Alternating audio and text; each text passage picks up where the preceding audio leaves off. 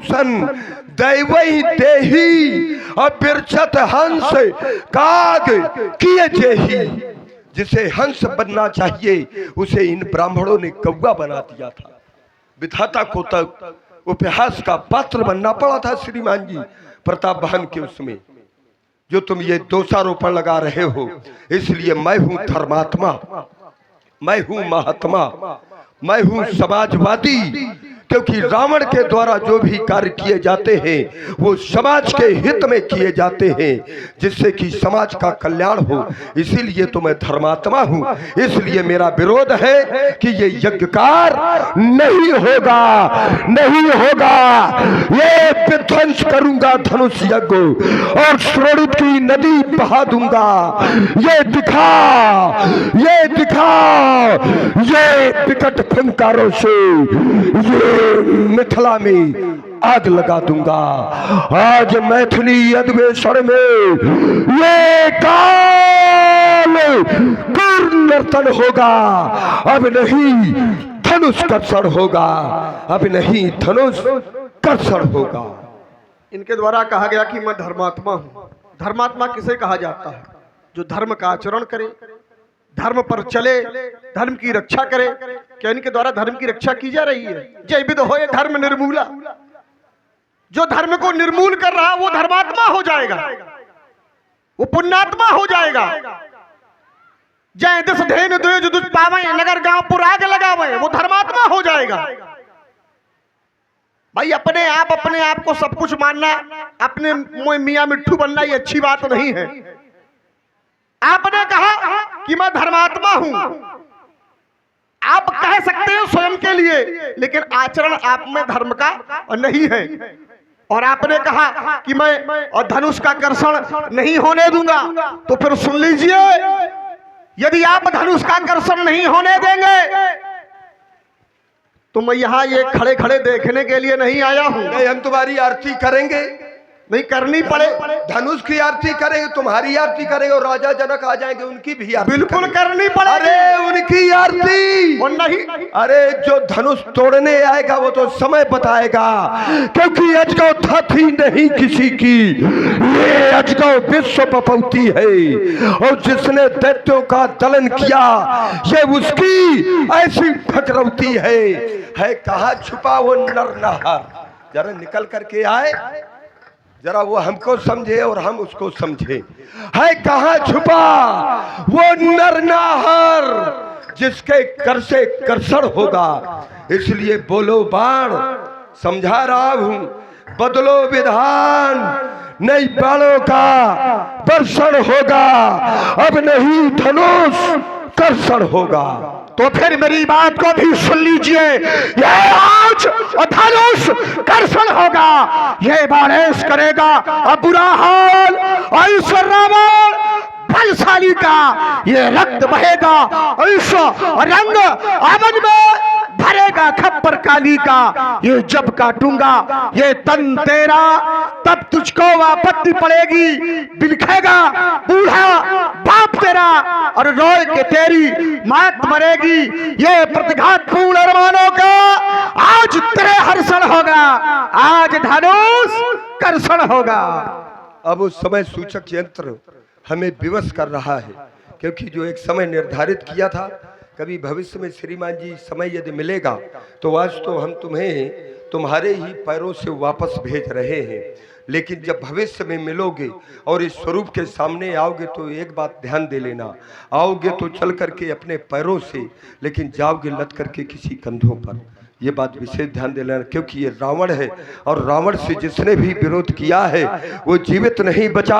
क्योंकि देखी होगी तलवारें, ये चलते हाथ नहीं देखे, ये चंदन चर्चित मस्तक देखे, पर ये करते माथ नहीं देखे। ये मेरे बाणों की बौछारों से ये अंगारों के जाल धतकते, ये चट्टानों का हृदय चीरते, ये पिसेले बाल चूकते, ये पग प्रहार से ये छार छार हो, ये नगराजों के रेत बिखरते। दुर्बल बकरी और बलवान सिंह जल पीते साथ नहीं देखे, ये देखी होंगी तलवारें पर चलते हाथ नहीं देखे। तुम्हारे द्वारा जो बात रखी गई, स्वागत है तुम्हारे अरमानों का।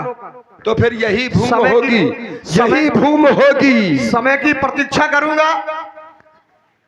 स्वागत है तुम्हारा। बस मैं केवल इतना कहना चाहता हूं कि यदि हम तुम यूं झगड़ेंगे तो सुंदर सदन का क्या होगा। नहीं, हमारा काम ही है ये।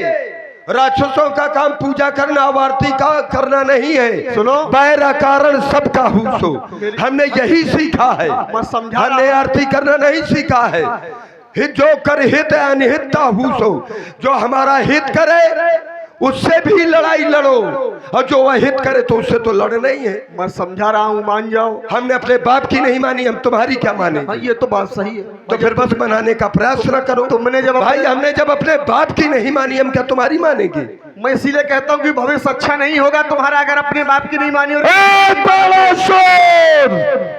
कह रहा हूं कि चला जाए यहां से।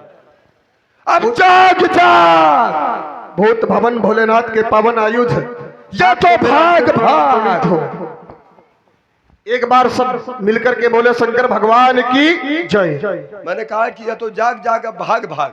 समझ गया कि अब चोट हो रही है बहुत बड़ी। हाँ, चला गया। चलो समय बताएगा। यद्यप मेरा यहाँ पर आना अति आवश्यक था, क्योंकि मैं बाणासुर से ये वाक्य युद्ध करने के लिए नहीं आया था। मेरा उद्देश्य था कहीं ना कहीं इस समाज में वो परमात्मा मानव के रूप में बैठा हुआ है, मैं उससे मिलने के लिए आया था। लेकिन समय सूचक यंत्र मुझे विवश कर रहा है। भूत भवन भोलेनाथ के पिनाक, मेरी आपसे एक प्रार्थना है, एक मेरा निवेदन है। क्योंकि जितने भी यत्र तत्र राक्षस थे, उन सभी राक्षसों को मैंने एकत्रित किया। एकत्रित करने के बाद उनका मैं राजा बन बैठा। तो राजा का एक कर्तव्य बनता है कि सबसे पहले अपनी प्रजा का वो उद्धार कराए, अपनी प्रजा का कल्याण कराए। तो मैं चाहता ये हूँ कि आप उस परम पिता परमेश्वर के कर कमलों में जाकर के दो भागों में परिणत होते हुए उस परमात्मा को और भी शक्तिमान बना देना, जिससे कि आगे आने वाले समय में एक एक राक्षस को मैं युद्ध क्षेत्र में भेज करके उस परमात्मा के द्वारा परम धर्म की प्राप्त करा सकूं। और उसके बाद मैं स्वयं अपने परिवार के सहित वीर गति प्राप्त करते हुए उस परमात्मा के हाथों के द्वारा परम धर्म को प्राप्त कर सकूं, अर्थात हम भी अपना उद्धार कर सके। बस यही हमारी अंतिम निवेदन है, अंतिम प्रार्थना है। क्योंकि जिसके द्वारा तुम्हारा उद्धार है, उसी के द्वारा हमारा उद्धार है। हे अजगौ अंतिम प्रणाम, हे अजगौ अंतिम प्रणाम, हे अजगौ अंतिम प्रणाम। एक बार सभासदों उच्च स्वर से जय घोष कर दो, बोलो शंकर भगवान की। देखिए, एक काम और करना, महात्मा, अगर जयकारा आप अपने साथ में मेरे साथ में लगाएंगे तो आपके अंदर जो पाप समाहित है, जो पाप बैठा हुआ है, और पाप का शमन करने वाला ये समर्थ केवल रावण में है। तो जयकारा आप लगाएंगे, आपके अंदर से पाप निकलेगा।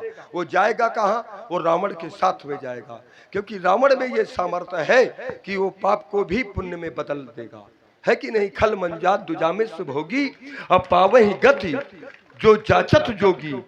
रावण के सानिध्य में जो भी आ गया है, चाहे वो पापी आ जाए, चाहे धर्मात्मा आ जाए, उसको वही पद प्राप्त कराया है जो रात दिन योगी चाहते हैं, और रावण के द्वारा ही संभव हो पाया है। तो उठाए दोनों हाथ जिनको भगवान ने हाथ दिए हैं, और अपने पाप हमारे साथ में भेजे। बोले शंकर भगवान की। जय हो। ये बात। और देखिए, सुंदर रावण बाड़ा